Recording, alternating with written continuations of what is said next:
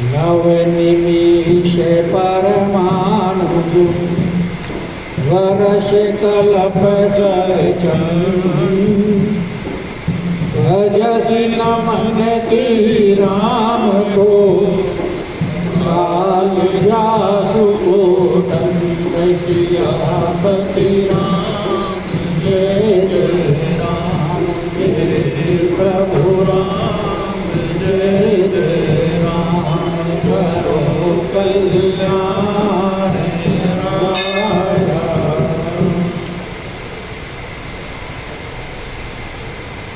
परमादरणीय समवस्थित मानस प्रेमियों भगवत शरणागत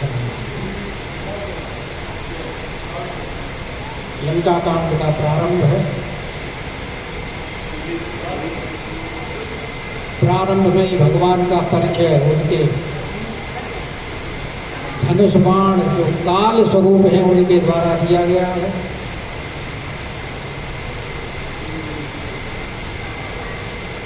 क्योंकि छोटे से लेकर बड़े तक, व्यष्टि से लेकर समष्टि तक सब काल के ग्रास हैं।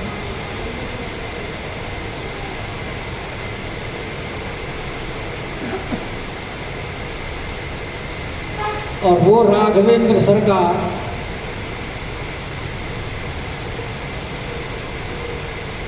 रावण के मारने के लिए एक नरलीला कर रहे हैं। क्योंकि रावण वध तो उनके लिए कोई विशेष बात नहीं है।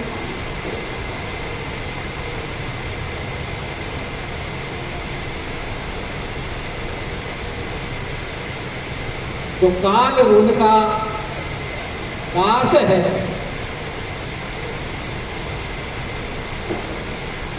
उनको क्या परिश्रम होगा। लेकिन फिर भी समुद्र ने जो भगवान को मार्ग बताया है, नल नील के माध्यम से पुल निर्माण करने का, उससे को क्रियान्वित करने के लिए भगवान ने अपने मंत्रियों को बुलाया। सचिव बोल प्रभु अस कहियो।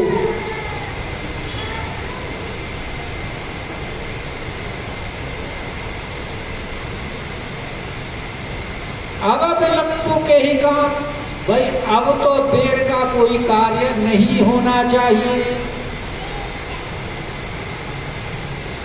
क्योंकि सरकार को भी जानकी जी से मिलने की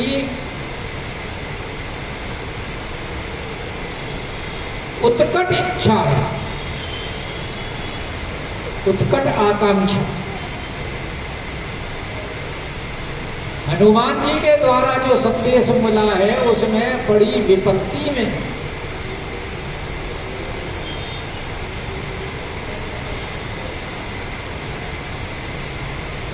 हनुमान जी ने कहा प्रभु उनका दुख तो वर्णन ना ही किया जाए तो ही ठीक है।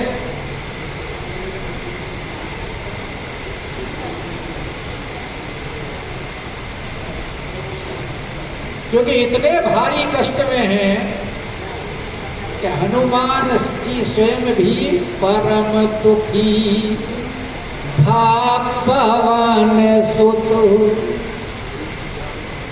देखी जानकी दीन।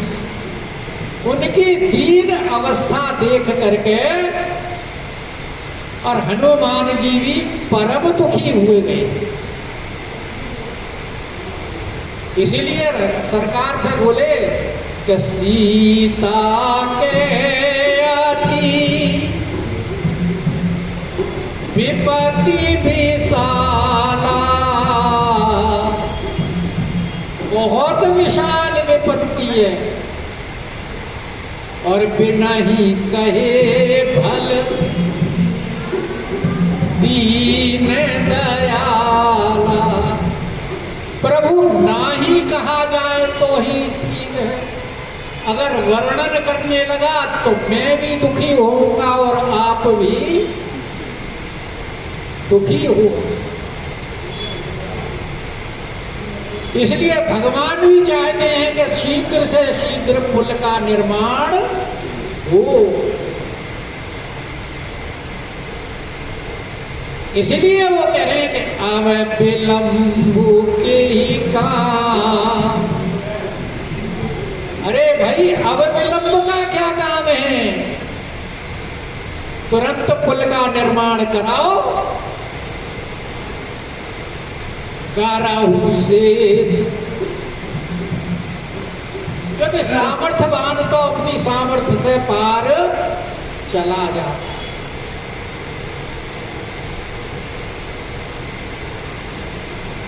लेकिन जो असहाय होते हैं उनके लिए तो बड़ी समस्या होती है। इसीलिए राजा लोग बड़ी बड़ी नदियों के ऊपर पुल बनाते हैं।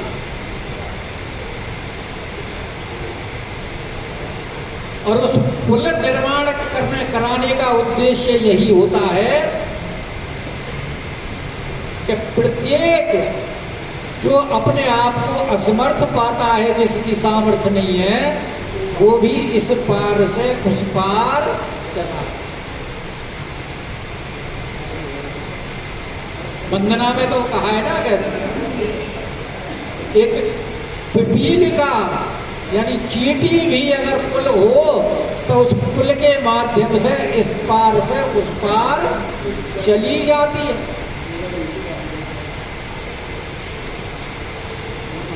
तो राघवेंद्र सरकार बोले हमारी तो बड़ी विशाल सेना है। अब आज कुछ मंदी लग रही है इसकी।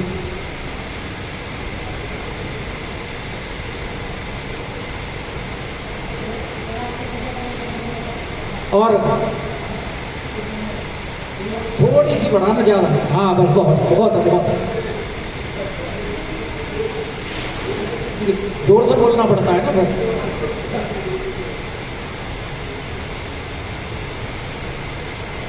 तो बोले हमारी में तो जिस सेना के पदों में 18 जूथ पे बंदर, तो उसमें तो सब तरह के बानर हैं। हालांकि सुख सारण की अगर वक्तव्य के अनुसार देखा जाए तो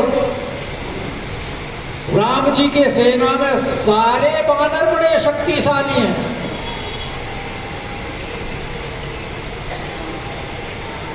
वो तो ये कह रहे कि वो ऐसा कोई बंदर ही नहीं है कि जो न तुम्हें जीत ही रन पाई।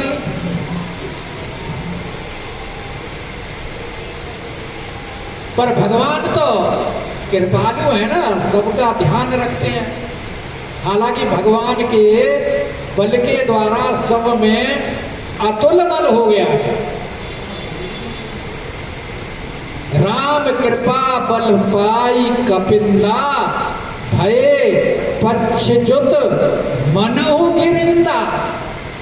फिर भी भगवान कह रहे हैं कि भाई इतना बड़ा कटक है, इस कटक को पार करने के लिए पुल का निर्माण किया जाए। तो कितना विशाल पुल बना था वो जो सरकार ने बनवाया। वाल्मीकि रामायण में लिखा है 40 कोस चौड़ा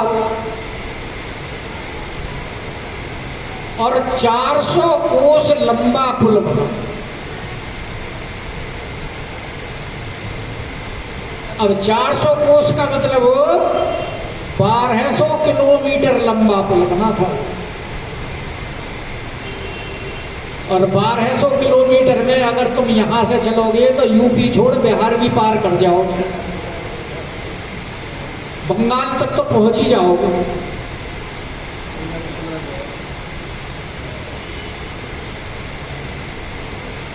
तो इसीलिए भगवान कह रहे हैं कि भाई इतनी बड़ी सेना है, लंबा चौड़ा वन पूरा है, तो देर मत करिए अब कि अब विलंब के ही काम करहु सेतु उतरे कटक।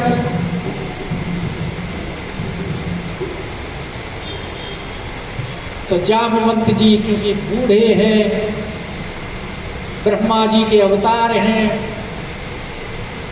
सृष्टि के निर्माता हैं, ये समुद्र वगैरह सारी उन्हीं की सृष्टि में ही आती है। यहाँ तक कि ये समुद्र क्या भवसागर भी उनकी सृष्टि में ही आता है। वंदना में जो ब्रह्मा जी की स्तुति की गई है, वहाँ उन्होंने लिखा है कि मैं उन ब्रह्मा जी की वंदना करता हूँ जिन्होंने भवसागर का निर्माण किया।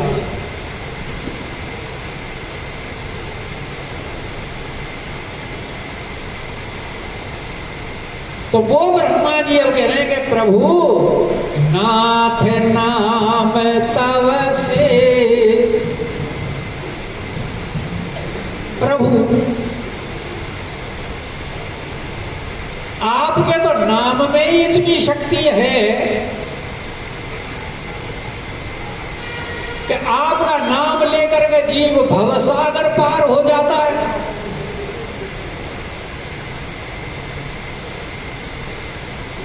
जिस समुद्र का कोई ओर छोर नहीं, आदि अंत नहीं, कब से है कोई पता नहीं,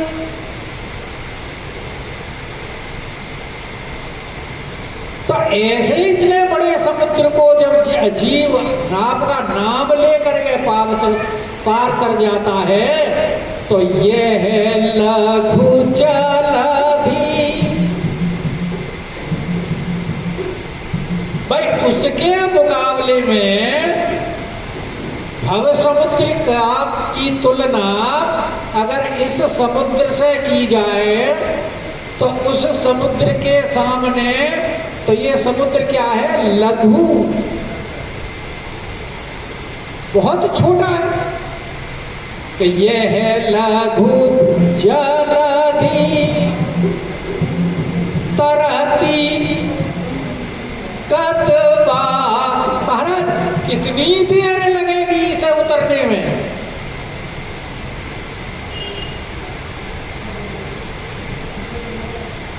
तो जामवंत जी ऐसा क्यों कह रहे हैं? क्योंकि भगवान के हृदय में जो शीघ्रता करने की और जानकी जी के दुख ये स्मृति है, उसके वजह से जो जल्दबाजी कर रहे हैं, तो मंत्रियों का कार्य होता है राजा को तसल्ली देना, ढाढ़स बंधाना। तो प्रभु क्यों चिंता करते हैं? अरे इतना बड़ा समुद्र तो आपके नाम से ही पार हो जाता है, इसमें पार करने में कितनी देर लगेगी? अब क्योंकि ब्रह्मा के अवतार हैं जब जामवंत जी, सृष्टि की रचना ब्रह्मा जी ने की है, भवसागर भी उन्हीं का ही निर्मित किया हुआ है, और ये सागर भी। सांत्वना तो दे दी भगवान को, लेकिन क्रियान्वित अभी नहीं हुआ। वो सागर भी विद्यमान है, ये सागर भी विद्यमान है, तसल्ली जरूर दे दिए राम जी। और हनुमान जी भी वहीं बैठे हुए हैं, क्योंकि हनुमान जी तो राम जानकी जी की सारी दशा देख करके आए हैं। उन्होंने ही तो संदेश दिया है राम जी को आकर के, और कहे गए कि प्रभु को अभी तक आपके सूचना नहीं मिली थी। जानकी जी ने कहा कि मुझे क्यों बिसरा दिया भगवान ने? तो बोले उन्हें अभी तक आपके बारे में खबर ही नहीं थी, अब खबर मिलेगी तो अब देखो तुरंत आएंगे। और आश्वासन जानकी जी को देकर के आए हैं। जामवंत जी की बात से तसल्ली तो हुई, लेकिन कार्य प्रारंभ नहीं हुआ। तो पवन कुमार जी कहते हैं आस सोनी पुनी कहो पवन। हनुमान जी बोल रहे हैं। किसके पुत्र हैं हनुमान जी? पवन के पुत्र, मतलब वायु पंच तत्वों में से एक, जिसमें पवन से ही वाणी की उत्पत्ति है। क्योंकि वैसे तो शब्द आकाश की तन्मात्रा है, वायु की तन्मात्रा स्पर्श है, अग्नि की तन्मात्रा तेज है, जल की तन्मात्रा स्वाद है, पृथ्वी की तन्मात्रा गंध है। लेकिन जब जिसकी उत्पत्ति है, तो जिसकी उत्पत्ति है उसके गुण उसमें स्वतः आ जाते हैं। जैसे आकाश का गुण वायु में स्वतः, आकाश का एक ही गुण है शब्द का, लेकिन वायु में स्पर्श भी है और शब्द भी। और वायु से उत्पत्ति किसकी है? अग्नि की। तो अग्नि में तेज भी है, स्पर्श भी है और शब्द भी है। और उसके बाद में अग्नि से उत्पत्ति है जल की। तो जल में सबके गुण मौजूद है। जल में गंध भी है, वो जल में स्वाद भी है, और जल में तेज भी है, जल में शब्द भी है, और जल में स्पर्श भी है। और जब इस जल से पृथ्वी की उत्पत्ति है, तो पृथ्वी में उन चारों के भी गुण मौजूद है। ऐसे ही हनुमान जी पवन के पुत्र हैं, तो वाणी की उत्पत्ति किससे है? पवन के माध्यम से। इसलिए यहाँ किसका प्रयोग किया है हनुमान जी के लिए कि अस सोनी पुनी के है पवन कुमार। अब हनुमान जी बोल रहे हैं, और हनुमान जी किसके अवतार हैं? भगवान शंकर के।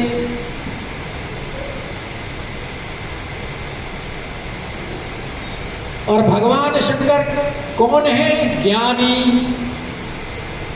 ज्ञान घाट के वक्ता।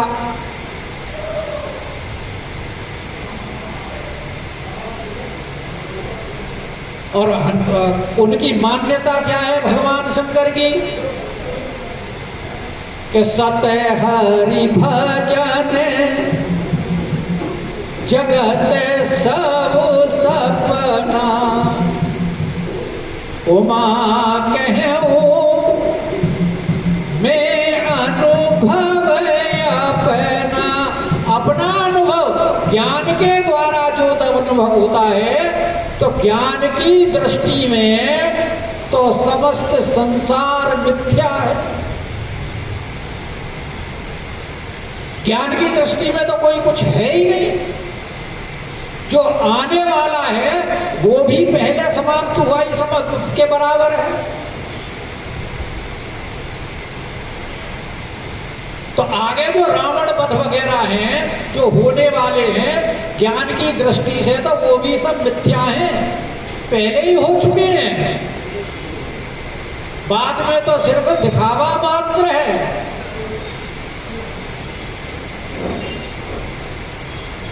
गीता के 11वें अध्याय में भगवान कृष्ण ने क्या कहा अर्जुन को? क्यों तू परेशान हो रहा है, डर रहा है? ये जो तेरे सामने 18 अक्षौहिणी सेना खड़ी है, तू सोच रहा है कि मैं मारूंगा इन्हें? ये तो सब मेरे द्वारा पहले ही मारे जा चुके हैं।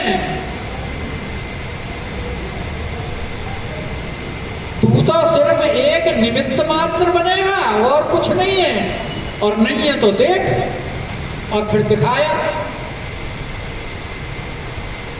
ज्ञान की दृष्टि से। तो हनुमान जी कौन है? ज्ञानी नाम अग्रगण्यम।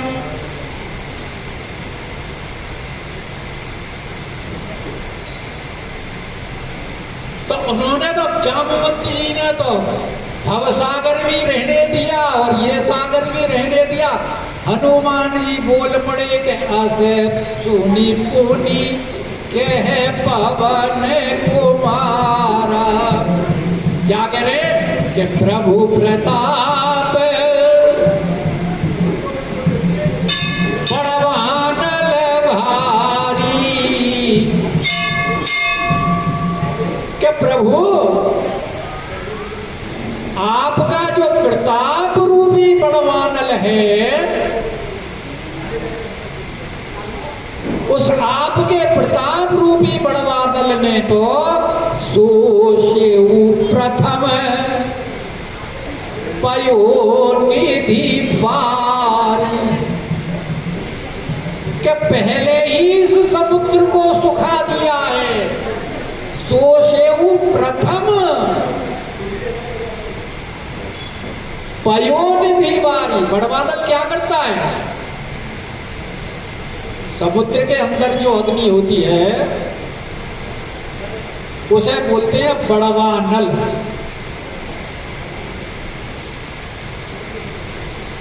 भगवान शंकर की समाधि भंग करने के लिए जब कामदेव जी गए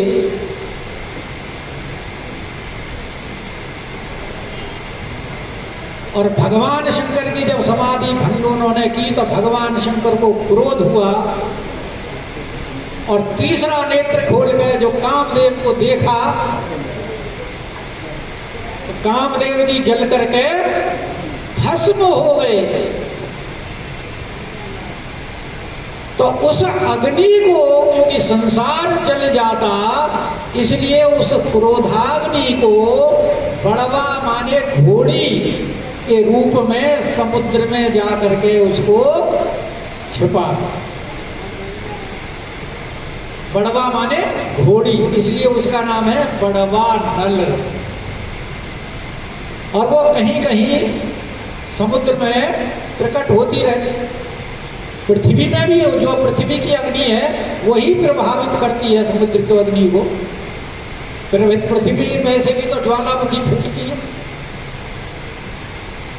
तो वो कह रहे हैं कि ये तो समुद्र को थोड़ा ही जलाती है, लेकिन आपकी जो प्रताप रूपी जो बड़वानल है, हनुमान जी महाराज कह रहे हैं राघवेंद्र सरकार से कि प्रभु प्रताप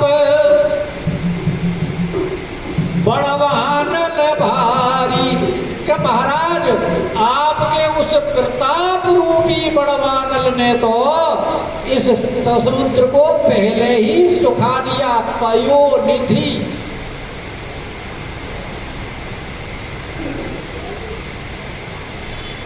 तो सुखा दिया तो अब ये जल कहां से आया फिर समुद्र में जब सुखा दिया?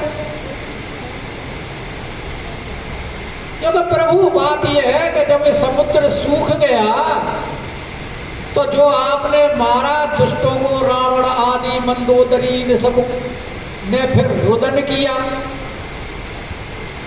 उनकी स्त्रियों ने रुदन किया कि तबरी पुनारी रुदन जल धारा। अब भाई अब इनके रावण इत्यादि इतने मारे गए राक्षस दुष्ट, उनकी स्त्रियों ने जिनके मारे गए उन्होंने नृत्य किया और जिनके नहीं मारे उन्हें ये भय था क्या हमारे मारे जाएंगे, तो वो भी रो रही है। तो उन्होंने जब रोया और उनकी जलधारा वही अश्रुधारा, तो उस अश्रुधारा के प्रवाह से भरे बहोरी भयऊ ते ही खारा। महाराज उनके जो अश्रु बहे हैं उस अश्रुओं से ये समुद्र भर गया। और पहले तो समुद्र का जल मीठा होता था कि प्रथम पयोनिधि, पयोनिधि का मतलब पय माने दूध। पहले तो जो समुद्र के जल में जो मिठास थी वो दूध जैसी मिठास होती थी। प्रथम पयोनिधि बारी, लेकिन वो तो सूख गया आपके प्रताप के बड़वानल से। फिर जो इन राक्षसों की स्त्रियों ने रुदन किया है और उसके रुदन से जो अश्रु जाल धारा बही है, और अश्रुओं का जल जो होता है वो खारा होता है, तो इसलिए भरे बहोरी और भयऊ ते ही खा, उससे ये समुद्र का जल भर करके खारा हो गया। तो सुनिए अतिया कुकुति पवन सुत के, तो यहाँ अत्यंत अतिशयोक्ति अलंकार है। और इतनी जब बात सुनी ऐसी उक्ति अति उकुति, क्योंकि हनुमान जी महाराज भी तो हमारे ज्ञानी नामक हैं। अरे उनके सामने कोई क्या कविता करेगा। आजकल के कवि जो अलंकारों का प्रयोग करते हैं, हनुमान जी जैसे अलंकार का प्रयोग करेंगे वो ये क्या करेंगे। अलंकारों में एक अतिशयोक्ति अलंकार होता है नहीं होता। उसका उदाहरण देते हैं कि हनुमान की पूंछ में और लगन न पाई आग। अभी आग लगी भी नहीं है हनुमान की पूंछ में, लेकिन अतिशयोक्ति अलंकार क्या है कि लंका सारी जल गई, गए निशाचर भाग। तो हनुमान जी भी ऐसे ही भगवान की अतिशयोक्ति अलंकार में प्रशंसा कर रहे हैं कि सुनी अतियोक्ति पवन सुत केरी। तो वहां जितना वानर समुदाय बैठा हुआ था बड़ा प्रसन्न हुआ। हर्षे कपि रघुपति तनहेरी। सारे के सारे, अरे इनकी प्रताप में इतनी शक्ति है। हनुमान जी तो पहले ही कहते कि तब प्रताप पड़वा न लही, जारी सकही खल कि प्रभु बड़वानल तो जलाती है समुद्र को, लेकिन आपकी तो प्रताप में इतनी शक्ति है कि एक तूल भी तिनका भी उस बड़वानल को जला दे।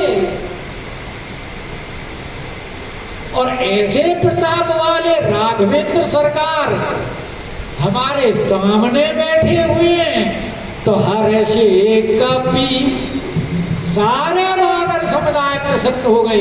अरे रावण क्या है फिर, ये तो मरा ही हुआ बराबर है, जैसे हनुमान जी कह रहे हैं कि हर्षे कपि रघुपति तनहे।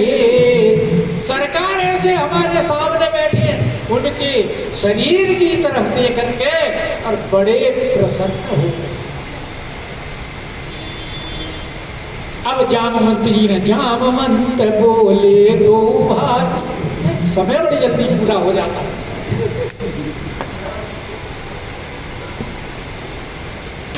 और नल नील सब कथा सुनाई। जामवंत जी ने तुरंत नल और नील को बुलाया कि राम प्रताप सुमेरी मन माही, करहु से तू प्रयास कछुनाई। अरे भाई, नल नील को बुलाया, देखो समुद्र ने युक्ति, क्योंकि नल नील उस समय थे नहीं वहां, जब समुद्र की और राघवेंद्र सरकार की बात हुई तो वहां नल नील नहीं थे, नहीं तो बुलाने की आवश्यकता नहीं पड़ती। इसलिए जामवंत ने उनको बुलाया। जामवंत बोले दो भाई और नल नील ही सब कथा सुन, सारी कथा सुनाई कि ऐसे ऐसे समुद्र महाराज आए थे और उन्होंने कहा है कि नल नील जो नल विश्वकर्मा के पुत्र हैं और जिनको उनके पिता विश्वकर्मा ने पैदा होने के समय उनकी माँ को आशीर्वाद दिया था कि जो गुण मेरे हैं वही सब गुण मेरे पुत्र के अंदर होंगे। वाल्मीकि रामायण में ऐसा वर्णन आता है। और ये घृताची नाम की अप्सरा के गर्भ से पैदा हुए नल जो है, तो ये विश्वकर्मा के पुत्र हैं। ये सारी निर्माण की लीला जानते हैं। और नील की कथा अग्नि के पुत्र हैं। पिता अलग अलग है, माँ एक ही है, इसलिए नल नील दोनों भाई हैं। जैसे पांडवों में माँ तो एक थी लेकिन पिता सबके, युधिष्ठिर जी के पिता धर्मराज जी, भीम जी के पवन जी, अर्जुन के इंद्र जी, नल नील के अश्वनी कुमार, लेकिन माँ सबकी कौन थी? कुंती। तो ये क्षेत्रज पुत्र कहलाते। जो एक ही पिता जो पिता से होते हैं वो औरस पुत्र कहलाते हैं। और ये इस प्रकार के जो भाई है ये क्षेत्रज के, मनुस्मृति में इसका विस्तार से वर्णन है। तो ये कह रहे हैं कि नल नील ही सब कथा सुनाई, और कह रहे हैं कि राम प्रताप सुमेरी मन, क्योंकि उसने भी तो कहा था कि भाई मैं उस समुद्र ने कहा था कि मेरे नल नील को आशीर्वाद है ऋषियों का कि इनके परस किए गिरि भारे, तरी हई जलधि प्रताप तुम्हारे। उसने भी भगवान के प्रताप का ही कहा है। तो यहाँ भी ये कह रहे हैं जामवंत जी कि भैया बिना राम के प्रताप के कुछ होने वाला नहीं है।